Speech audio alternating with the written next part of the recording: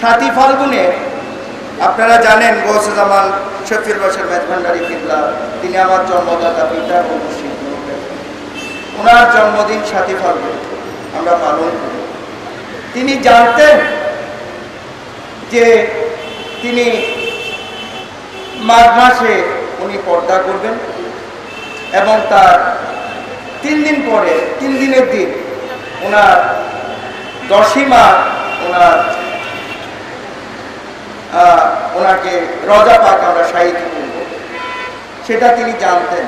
তার 10 বছর আগে, তেনার ইন্তেকালের 10 বছর আগে গৌসে জামান শফি বাবা বলেছেন, আমার ওরসের কোনো প্রয়োজন,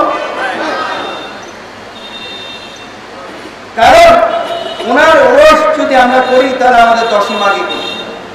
তাই হযরত গৌসুল আজম আহমদুল্লাহ মেজভান্ডারীর সম্মানে ওনার ওরস উনি বাদ দিয়েছেন।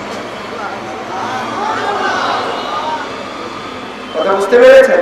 কিন্তু 7ই ফাল্গুন আমরা যারা আওলাদ আছি বা আশিকানি মেজভান্ডারী, আমরা সবাই মিলে জোর করে 7ই ফাল্গুনটা আমরা ওনার জীবন দশায় আমরা এটাকে স্টার্ট করেছিলাম, শুরু করেছিলাম। তাই 7ই ফাল্গুনে আছেন ওনার, কিন্তু ওনার ওরস গৌসুল আজম আহমদুল্লাহ মেজভান্ডারীর সম্মানে নিষেধ করেছেন। তো সেই গৌসে জামান শফি বাবা এই প্রসঙ্গে আমি বলছিলাম